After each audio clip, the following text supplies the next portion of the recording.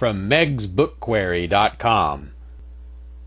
The Book Thief, a book review. September 5th, 2020. Megan Sims. Yes, often I am reminded of her, and in one of my vast array of pockets I have kept her story to retell. It is one of the small legion I carry, each one extraordinary in its own right. Each one an attempt, an immense leap of an attempt, to prove to me that you and your human existence are worth it. Here it is, one of a handful, The Book Thief. If you feel like it, come with me. I will tell you a story. I'll show you something. A world at war. The atrocities committed during the tumultuous years of World War II burn bright in the minds of most people alive today, even though we are now 3 generations removed from our involvement with Germany and the Axis powers. We have been branded to forever remember and hold in our minds the image of the Nazi Party as the epitome of evil, racism, murder, and dictatorship. It's an ugly picture, but one we must hold before each generation as a reminder nonetheless. Numerous novels and works of non-fiction have attempted to use words to paint a portrait of the war, to fulfill this need for those of us who weren't there to remember. Many succeed in their purpose. Often these books pull us toward greater feelings of patriotism and push us into desires of undertaking noble tasks for our country. Those of us who are born writers often feel a sudden urge to paint our own word pictures. Musicians lose themselves in the emotion of a beautiful soundtrack that, to them, holds the sounds and feelings of World War II.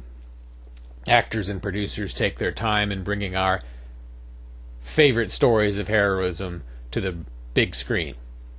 Even the layman in his dusty blue jeans and t-shirt marvels at the great things his mind can't comprehend as he stares at the same horizon that our beloved soldiers once looked upon during the grim years of the 1940s.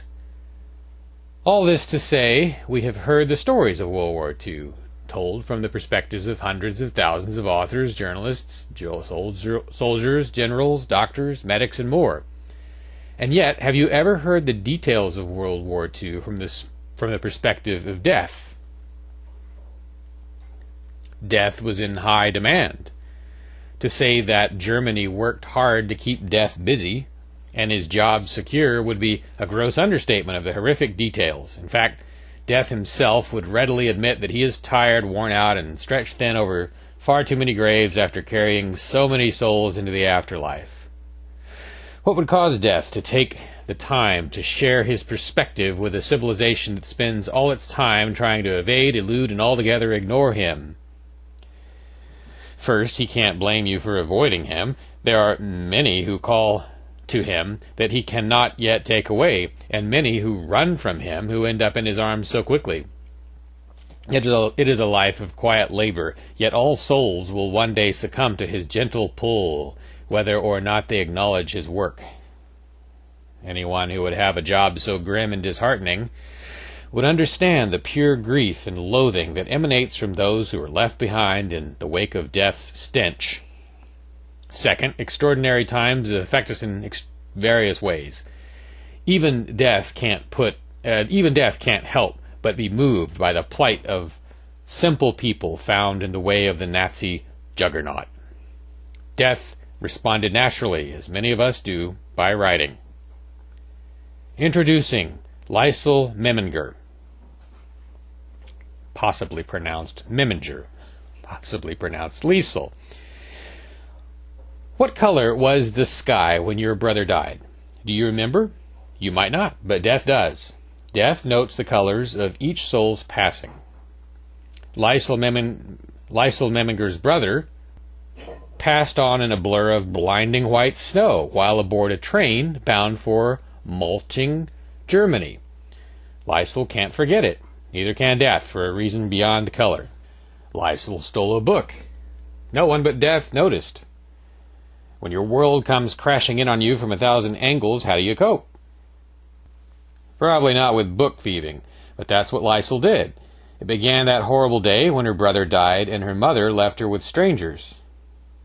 Life has a strange and yet eventually comforting way of moving on while our small individual worlds fall apart with around us with crushing agony. Life goes on, but we can only move forward with bone-chilling nightmares, tear-soaked cheeks, and breaths catching on their way in and out of our lungs. Lysol moves on in such a way, however words console her. Lysol begins school soon after moving in with her new foster parents, Hans and Rosa Huberman. There is only one problem Lysol has with school. She got put in the kindergarten class. Well, that's because she can't read.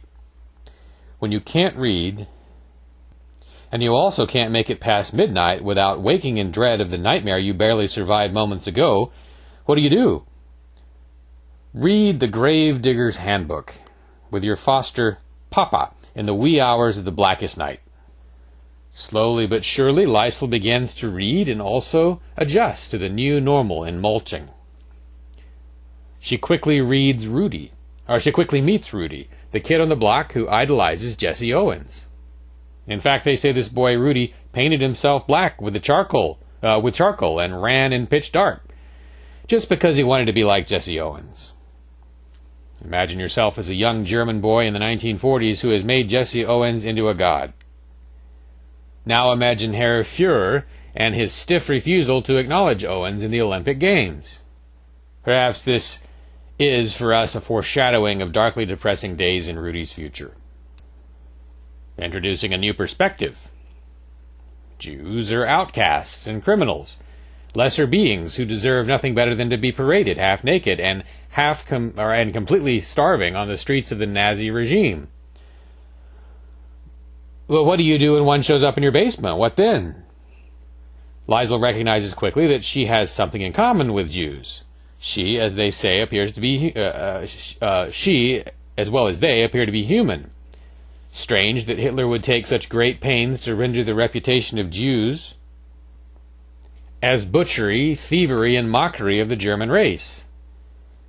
In fact, when you look closely, it appears that the Germans have taken upon themselves butchering, thieving, and mocking in order to destroy the Jews. Jews are a dangerous business. Secrecy is of the utmost importance.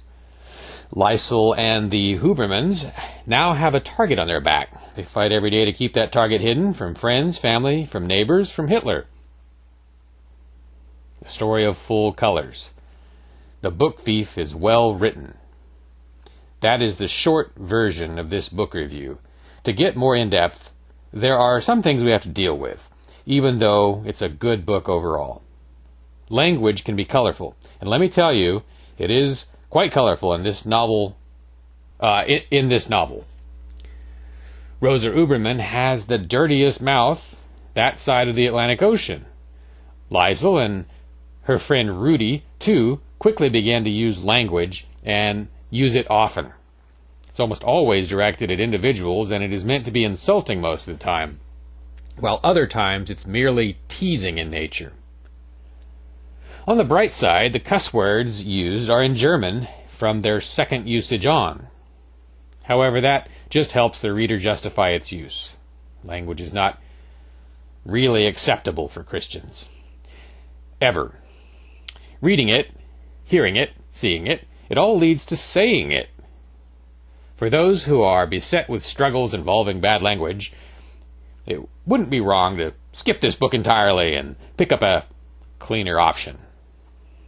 Violence, as with basically all war novels, is ever present. It is at times horrific, but that truly is no surprise. If you pick up a war novel, you will find some nasty scenes. That is a fact. However, while the violence is present and somewhat disturbing at times, it's not so overwhelmingly used as is the language. It would be possible to read this novel and skip a few pages when you encounter something difficult to stomach. Again, though, if violence bothers you, keeps you up at night, or feeds a deep fear in your heart, don't read The Book Thief. In fact, if violence and war bothers you, why are you here? If I were you, I would forget about ever reading a war novel. The two main characters that we follow, Lysol and Rudy, are young, somewhere around 11 or 12, I believe. That means we do not have any romantic, relational, or sexual issues to come up. There is a kiss that is mentioned somewhat frequently, but it is not a romantic issue necessarily, in fact. It is a rather ironic piece of the story that becomes important toward the very end of the story. All in all, The Book Thief gives us a fabulous story. It can be, at turns, heartbreaking, tear-inducing, and laughable. It can create a bright ray of joy, but also produce a dark cloud of sorrow or anger. Not only that, but we find an interesting perspective as we see the story filtered through Death's eyes. In a way, because we do not believe that Death is a person, the narrative could cause some problems for those who lean toward a more legalistic perspective. However, when we step back from literal interpretation and appreciate literature for what it is, artistic craft that takes hard work and dedication, we can see beyond those things that we might see beyond those things that we might consider problematic and understand on a greater level our own humanity. I would read this book again, hands down, thumbs up, no questions asked. However, due to the language and some violence, I would suggest that this book is meant for an older audience. Ultimately, it is up to your own discretion, but that is my recommendation. One last quick note.